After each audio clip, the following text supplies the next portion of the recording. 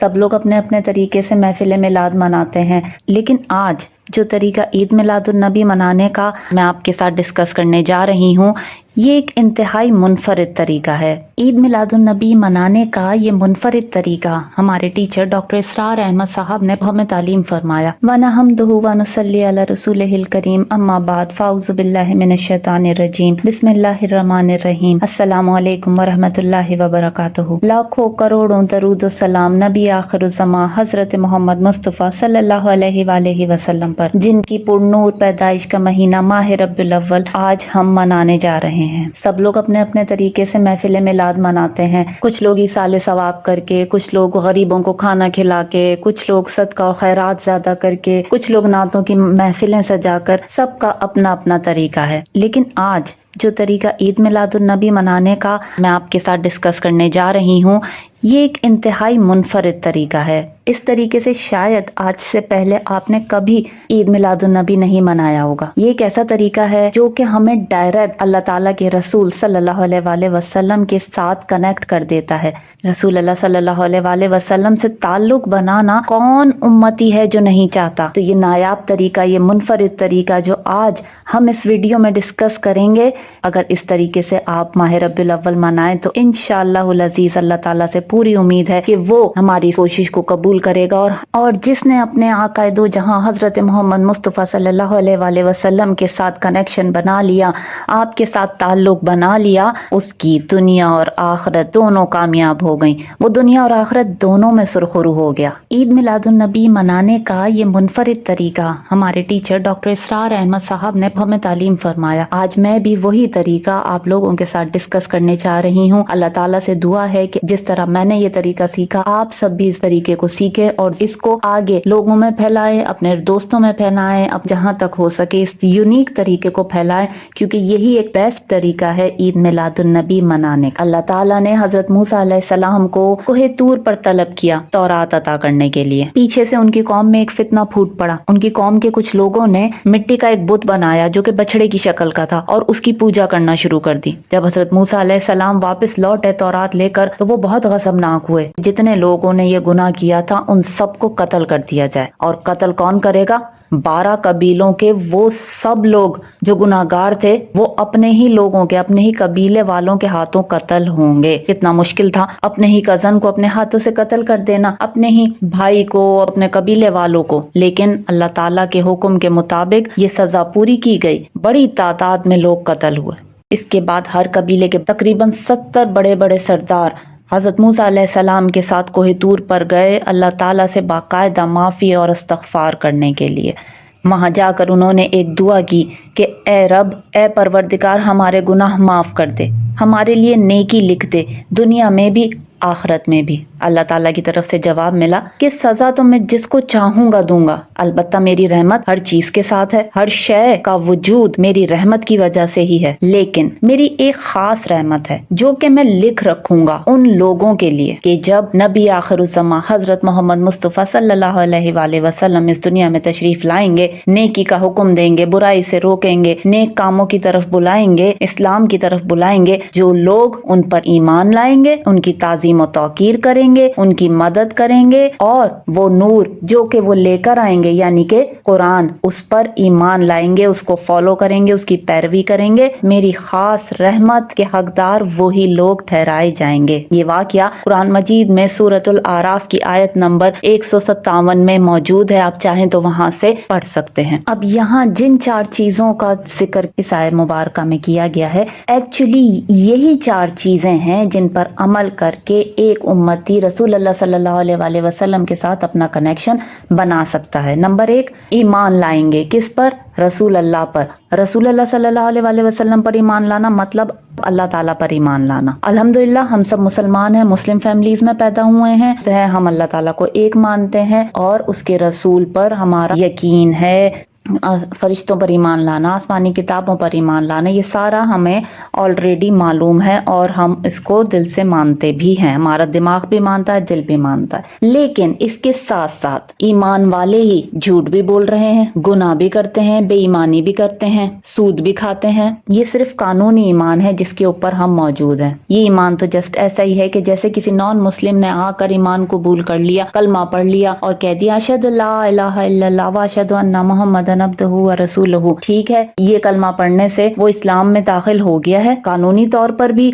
उसके डॉक्यूमेंट्स पर भी ये मेंशन कर दिया जाएगा that you are Muslim, but उसे ये नहीं मालूम कि नमाज कैसे अदा करनी है, अल्लाह को अपना खालिक और मालिक किस तरह मानना है और सिर्फ अल्लाह ताला पर तवक्कल किस तरह करना है। तो यही हाल हमारा भी है। हमने जबान से तो कह दिया कि हम ईमान लाएं, लेकिन गुनाह हम सारे करते हैं। आजकल हमारे घरों से जब खवातीन बाहर निकलती हैं, स्पेशली उनको माएँ क्या सिखाकर बाहर निकालती हैं कि अच्छी तरह तैयार होके बाहर जाओ, कोई देखे तो कहे कि तुम बहुत खूबसूरत लग रही हो। दुपट्टा नाम की चीज हमारे माशरे से उड़ गई है, पर्दा तो कहीं है ही नहीं, औरत एक मॉडल की तरह घर से बाहर निकलती है। तो ईमान कहाँ है? दूसरे बेटों को औरत की इज्जत करना नहीं सिखाई जाती, नजरें नीची करने का हुक्म कोई अपने घरों में नहीं देता, हर वक्त जिना जारी है, मर्द औरत दोनों इस गुनाह में मुब्तला हैं। आंखों से जिना, चाहे रोड पे चलते हुए जिना कर रहे हो, यूनिवर्सिटीज में, ऑफिस में, कॉलेजेस में, हर जगह आंखों से जिना हर वक्त जारी।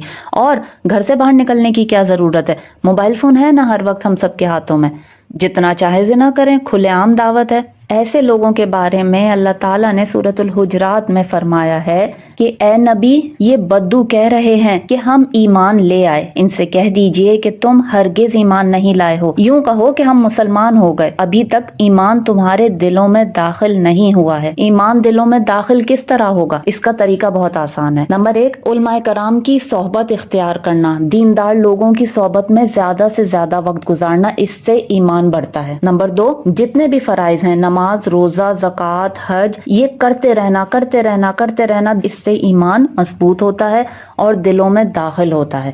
नंबर 3, अपनी रोजी हलाल तरीके से कमाना, आपकी तनख्वाह के अंदर सूद का 1 रुपया भी शामिल नहीं होना चाहिए। No interest, no insurance policies, no price bonds, किसी भी तरीके का सूद आपकी कमाई में शामिल नहीं होना चाहिए। ये बहुत ही मेन तरीका है जिससे ईमान मजबूत होता है, और इसके ऊपर डटे रहना, चाहे जितना ही दुनिया आपको प्रेशराइज करे।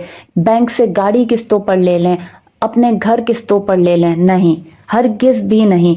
सूद से हर हाल में इनकार। इंशाअल्लाह उल अजीज ये करने से हमारे दिलों में ईमान 100% पक्का हो जाएगा। ये है नंबर 1 स्टेप नबी सल्लल्लाहु अलैहि वसल्लम के साथ ताल्लुक बनाने का। इसके बाद नंबर 2, असल ईमान वही है जो दिलों में दाखिल हो जाए।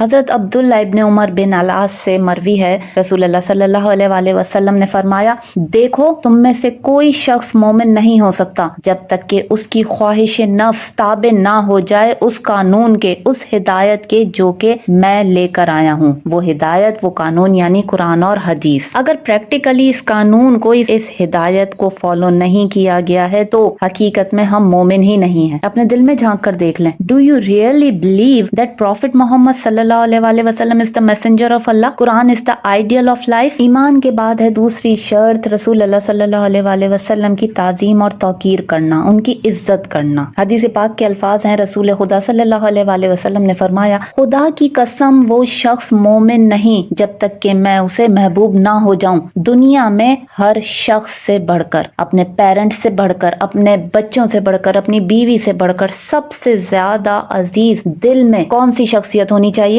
वो है रसूलुल्लाह सल्लल्लाहु अलैहि वसल्लम। अब सवाल पैदा होता है कि हम क्यों रखें रसूलुल्लाह सल्लल्लाहु अलैहि वसल्लम को अपने दिल में सबसे ज्यादा इम्पोर्टेंट जगह पर और सबसे ज्यादा महबूब?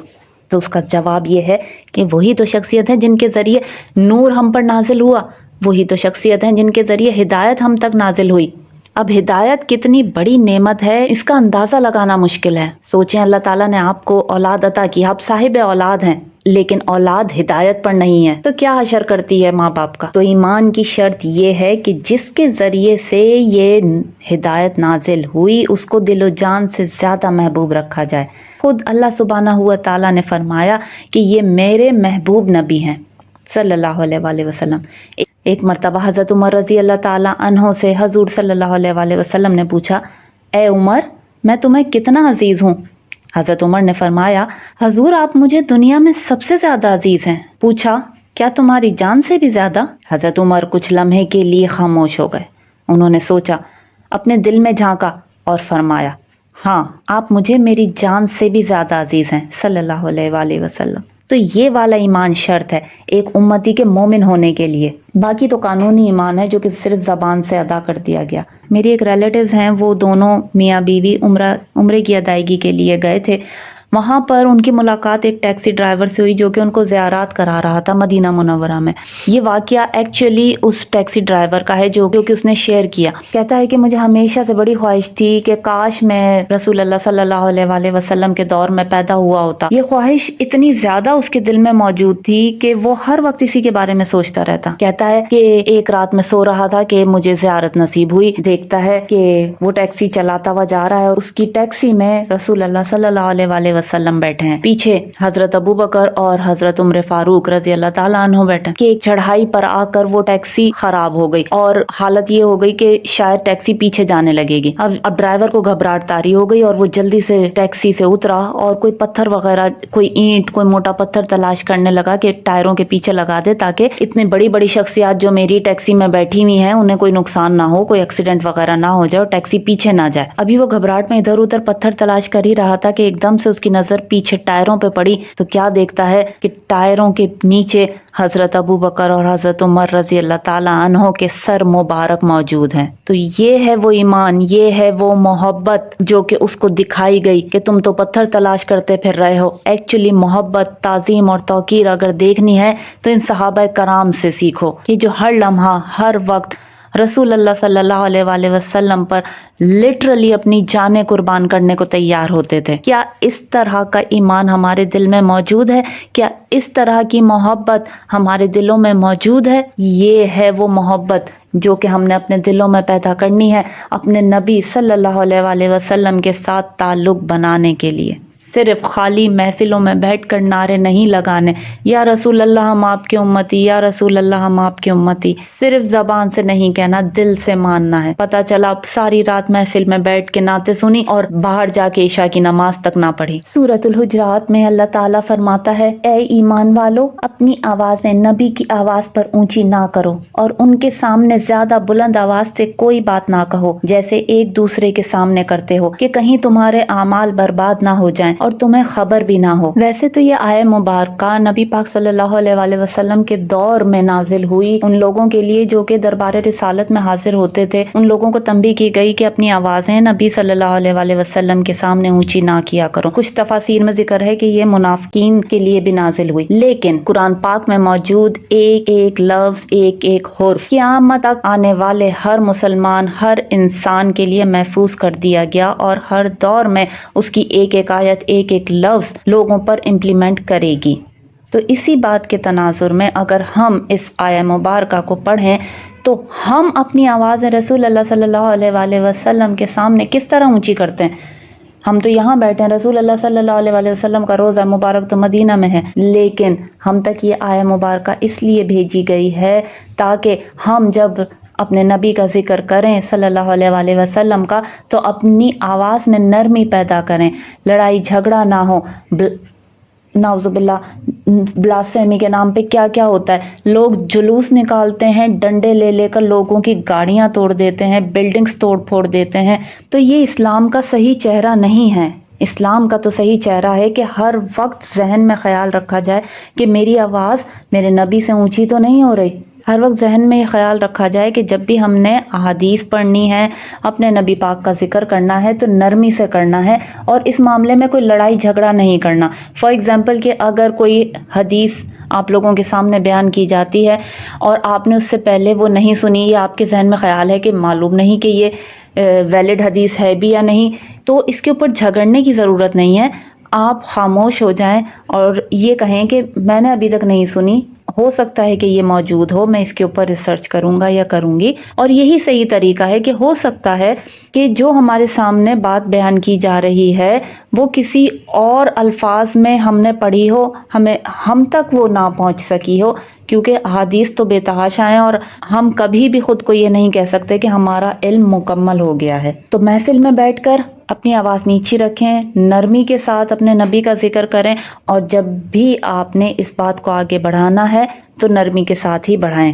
یہ ہے نبی پاک صلی اللہ علیہ وآلہ وسلم کی تعظیم اور توقیر۔ پہلا اسٹیپ ہم نے سیکھا ہے رسول اللہ صلی اللہ علیہ وآلہ وسلم پر ایمان لانا۔ نمبر 2، ان کی تعظیم و توقیر کرنا۔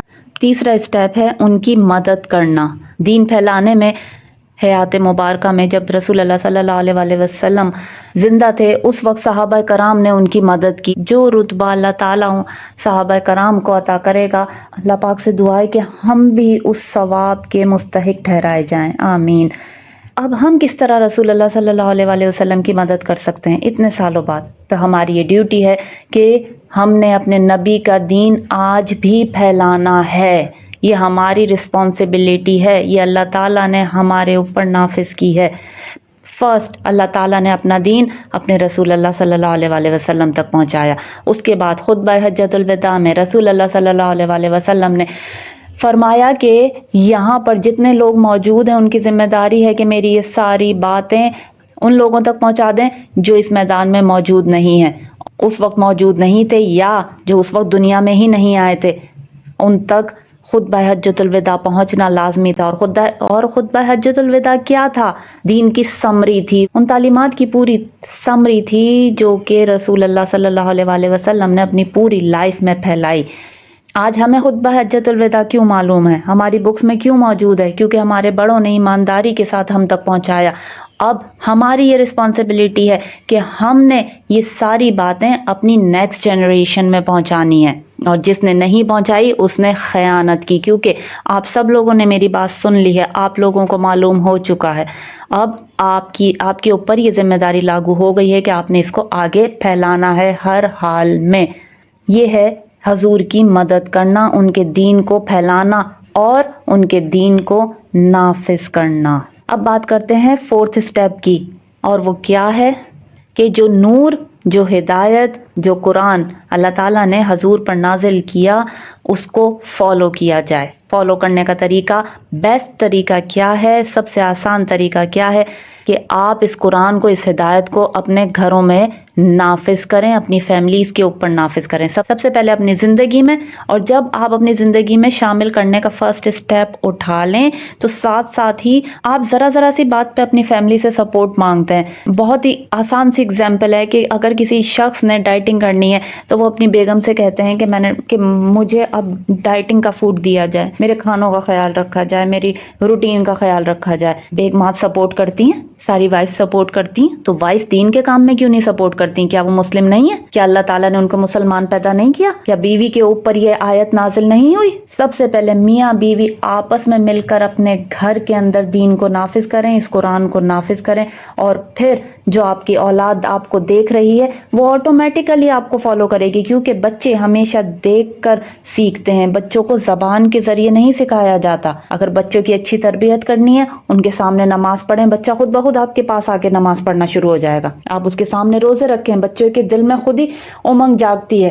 ہم نے تو یہی سیکھا، میرے ماں باپ نے روزہ رکھا، میرے دل میں بچپن سے خواہش، میں بھی روزہ رکھوں گی، میں بھی روزہ رکھوں گی۔ یہ ہے اصل طریقہ سکھانے کا۔ اگر میرے ماں باپ نماز نہ پڑھتے، اگر میرے ماں باپ روزہ نہ رکھتے، میری ماں پردہ نہ کرتی، اب میرا باپ دیندار زندگی نہ گزارتا، تو میں ہرگز بھی آج دیندار نہ ہوتی۔ اور کریں ایک گناہ کو جو کہ بہت بڑا گناہ ہے، اس کے بارے میں اللہ تعالیٰ نے قرآن پاک میں ارشاد فرمایا ہے کہ سود اللہ اور اللہ کے رسول کے ساتھ کھلی جنگ ہے۔